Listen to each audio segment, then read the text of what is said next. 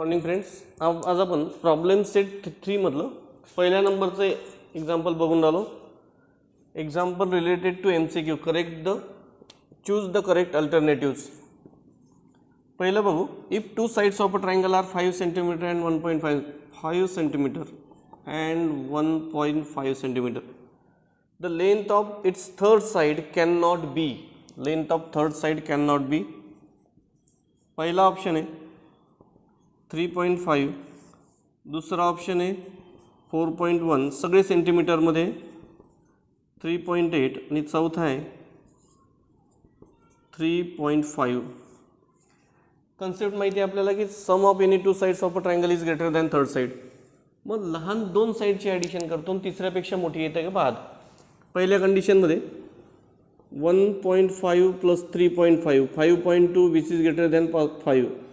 मग ही साईड असणार आहेच, काही अडचण नाही. कॅन नॉट विचारलं, कोणती नाही असं त्यांनी विचारलं. या दोघांची ॲडिशन किती आली? या दोघांची आली ॲडिशन 5.2 ग्रेटर दॅन 5. ठीक आहे. दुसरं बघू. 1.5 प्लस 4.1 इज इक्वल टू 5.6 आणि 5.6 ग्रेटर दॅन 5 म्हणून दुसरी पण लेंथ असणार आहे, ट्रायंगल काढता येईल. तिसरं 1.5 प्लस 4.1 इज इक्वल टू इथे 3.8 पाहिजे. ही आली 5.3 ऑल्सो ग्रेटर दॅन 5 म्हणून ही पण येणार आहे. नंतर 1.5 plus 3.5 is equal to 4.9 which is less than 5. Sum of two side is less than third side, therefore it is not possible. म्हणून आपलं जे आन्सर आहे, आपला जो ऑप्शन आहे याचा आन्सर काय आहे? डी. दुसरं बघू. In triangle PQR. PQR if angle R greater than Q, angle greater than Q, then त्यांनी विचारण्याच्या पूर्वी मी ऑप्शन सध्या तरी पाहत नाही. पहिल्यांदा आपलं आरच्या ओपोजिट PQ, क्यूच्या ओपोजिट PR. आता ऑप्शन शोधतो. हा ऑप्शन कुठे येतं? पहिला ऑप्शन आहे QR ग्रेटर दॅन PR आहे का? की नाही, नॉट पॉसिबल. दुसरा PQ ग्रेटर दॅन PR आहे. मग कोणता ऑप्शन आला? दुसऱ्याचं आन्सर काय आलं? बी. तिसरं बघू. In triangle TPQ. TPQ angle T is equal to 65 degree, angle P is equal to 95 degree. तिसरा जर का काढला तर तो येतो 65 वी गेट 20 डिग्री. काही रिलेशन नाही त्याचं सध्या तरी. मग देअरफॉर परत मी ऑप्शन पाहत नाही. 4 जे ऑप्शन आहे नंतर पाहू ते आपण. P आला 95 म्हणून 95 इज ग्रेटर दॅन 65. मग angle P greater than angle T. मग Pच्या ऑपोजिट साईड, Pच्या ऑपोजिट साईड पाहायचं असेल तर Pला ड्रॉप करायचं आहे TQ. Tच्या ऑपोजिट साईड PQ. पहा पहिला ऑप्शन कोणता आहे? पहिला ऑप्शन आहे PQ लेस दॅन TP. याला ही जे साईन आहे उलटं जर का लिहिण्याचा प्रयत्न केला तर TQ greater than, TQ is greater than PQ. दुसरा ऑप्शन बघू. PQ लेस दॅन TQ, PQ लेस दॅन TQ. काय आन्सर आलं? हा ऑप्शन आहे या ठिकाणी. आन्सर इज बी. अतिशय महत्त्वाचं आहे. जितका मॅक्झिमम 10th मधल्या 9th मधल्या विद्यार्थ्यांचा 1 मार्क कुठे जात असेल तो कुठे जातो? MCQ मध्ये. थँक्यू. दुसरं एक्झाम्पल बघू विद्यार्थी मित्रांनो आपण. प्रॉब्लेम सेटमधलं दुसरं.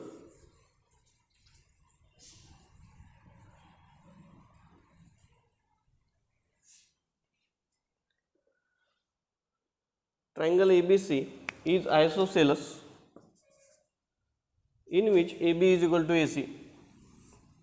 ABC is isosceles in which A, B, C, AB is equal to AC. BD and CE are medians. BD and CE diagram सुद्धा डायग्राम दिलेली नाही त्यांनी. BD and CE are medians. हे बाजूला ठेवतो या साइन. म्हणून हा मिड पॉईंट झाला, हा सुद्धा मिड पॉईंट झाला. सारख्या मार्किंग केल्या, का बरं केल्या थोड्या वेळाने सांगतो. Show that BD is equal to CE.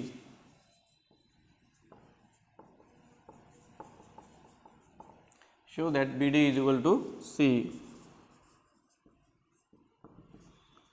Prove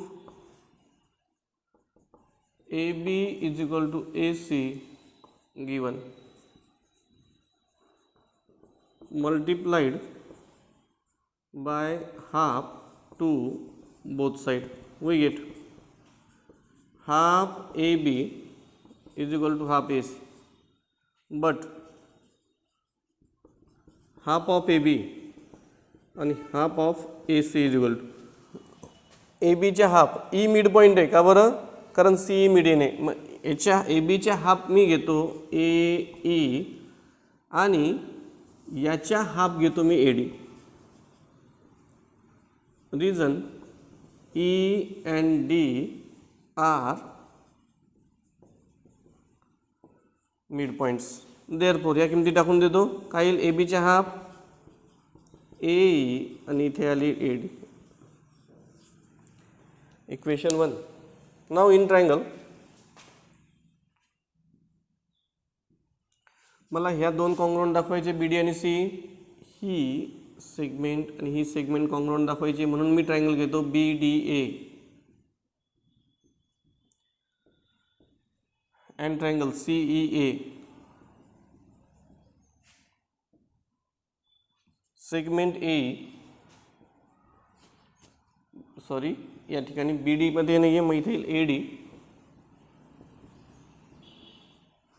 congruent to A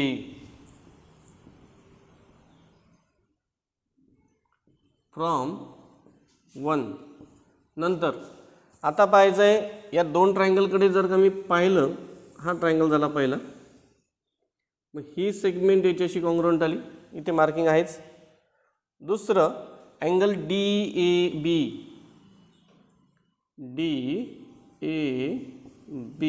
congruent to EAB. नाव जर का पाहिलं तर नाव वेगळे आहेत पण अँगल तोच आहे. EAB इथे येईल कॉमन अँगल. नंतर segment AB congruent to segment AC. याला रिझन काय? Given by side angle side. Test triangle BDA congruent to CEA. Therefore जे प्रूव्ह करायचं ते लिहून टाका. Therefore BD is equal to CE. Corresponding side of congruent triangle. काय लिहिता रिझन? Corresponding side of congruent. Third नंबरचं एक्झाम्पल बघून राहिलो. In triangle PQR PQ greater than PR. आकृती काढतानाच मी अशी काढली की PQ greater than PR. PQ कशी आहे? PQ greater than PR and bisectors of angle Q and R intersect at point S. Bisectors of Q. Q चा bisector काढतो. हा झाला Q चा बायसेक्टर, हा झाला R चा bisector. Intersect at point S. हा याच्याशी कॉन्ग्रुएंट, हा आणि हा congruent. Then prove that SQ greater than SR. Prove that SQ greater than SR. Simple example आहे.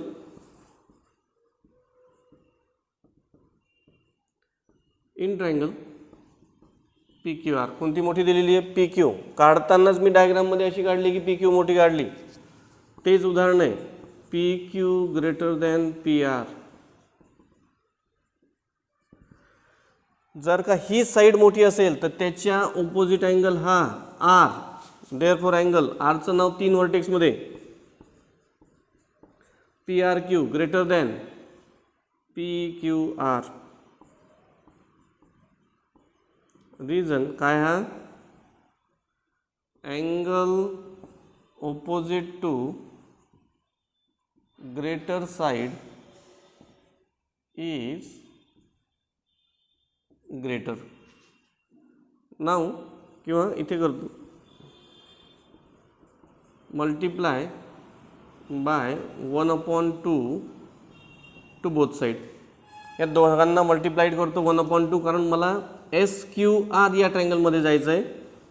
1/2 PRQ greater than 1/2 PQR, but 1/2 PRQ is equal to 1/2 PQR is equal to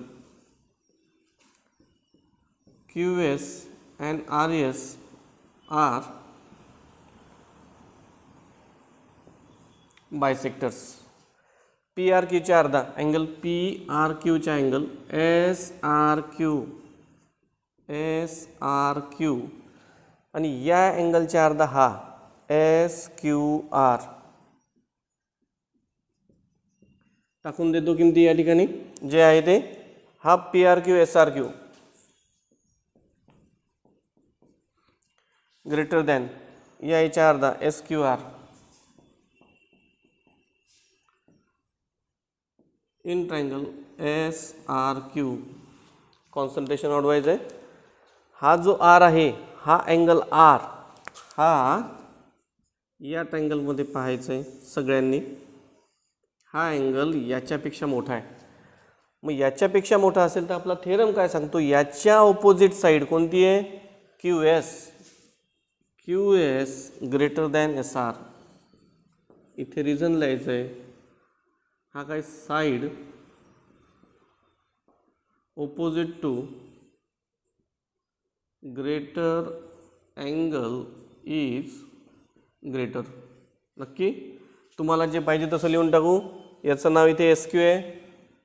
that is SQ greater than SR आणि हेच आपल्याला prove करायचं होतं. Thank you friends.